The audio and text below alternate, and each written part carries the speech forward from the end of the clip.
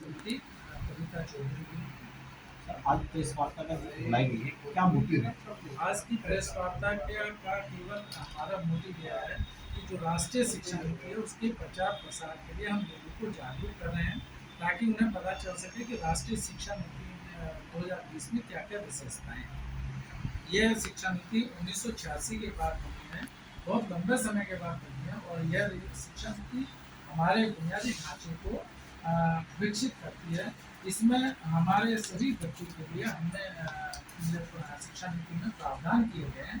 इसमें 5+3+3+4 की प्रणाली को विकसित किया गया, जिसमें 5 साल प्रारंभिक शिक्षा के लिए, जिसमें 3 साल बाल वाटिका के लिए हैं, 2 साल कक्षा 1 और 2 के लिए। फिर प्रारंभिक शिक्षा के लिए 3 से लेकर 5 तक का है, और फिर मतलब बेसिक शिक्षा के लिए 6 से लेकर 8 तक का है।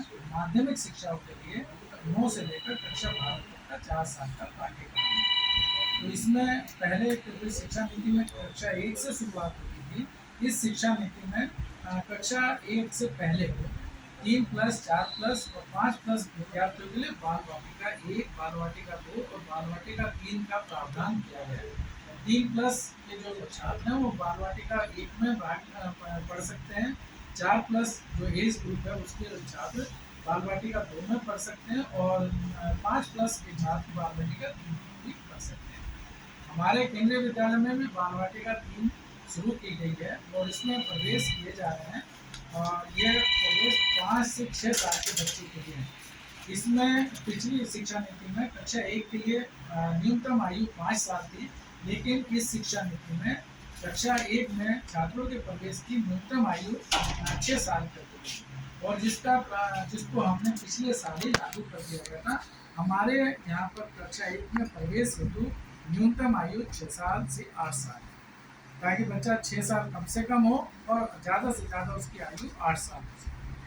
इसके अलावा इसमें एक मुख्य प्रावधान वोकेशनल एजुकेशन का भी है।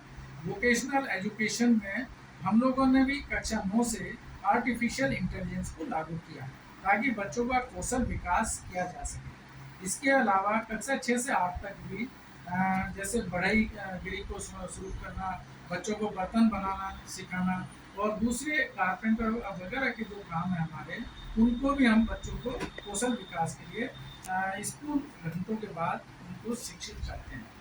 हमारे विद्यालयों में सभी विद्यालयों में स्मार्ट बोर्ड शुरू कर दिए गए हैं। सभी विद्यालयों में ई कक्षाएं भी लागू की गई हैं, और हम लोग बच्चों को ऑनलाइन शिक्षा भी प्रदान करते हैं। इसी में दीक्षा के माध्यम से पूरे छात्रों के लिए, शिक्षकों के लिए भी एक पोर्टल उपलब्ध कराया गया है, जो समस्त भारत में शिक्षा प्रदान करता है, जिसमें ऑनलाइन हम लोग शिक्षा ले सकते हैं। इसके अलावा बहुत सारे ऐसे चैनल विकसित किए गए हैं, जिनमें बच्चा घर से ही अगर चाहे तो वो उन चैनल को देखकर पढ़ाई कर सकता है। तो बहुत सारी विशेषताएं इस नई शिक्षा नीति में की गई हैं, जिनके माध्यम से हम बच्चों के कौशल को विकसित कर सकते हैं, तथा हमारा उद्देश्य 2025 तक भारत में FLN के माध्यम से बच्चों को जो प्रारंभिक शिक्षा उसको पूरी तरह से बच्चों को शिक्षित करना है, ताकि बच्चे बुनियादी ज्ञान को प्राप्त कर सकें।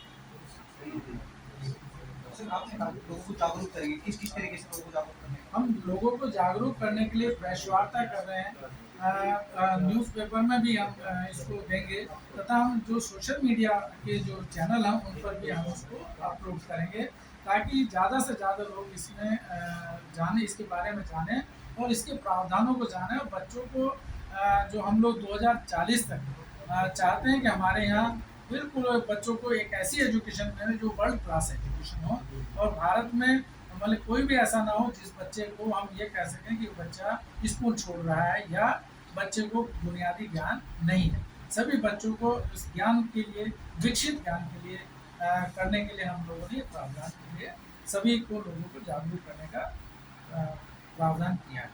और ये जिला बागपत के लिए, क्योंकि हमें ये कार्यक्रम दिया गया है, इसलिए हमारी जिम्मेदारी है कि हम सभी को जागरूक करें।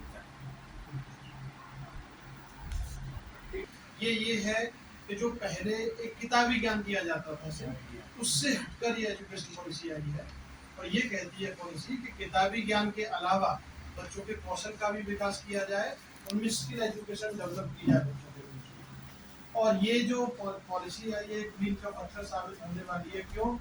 इससे पहले स्वतंत्रता प्राप्ति के बाद देश में सबसे पहली एजुकेशन पॉलिसी आई थी 1968 में, फिर 1986 में। किताबों के अलावा जैसे सर बता रहे हैं, कारपेंटर वर्क है, सैनिटरी नैपकिन बनाना, टेलरिंग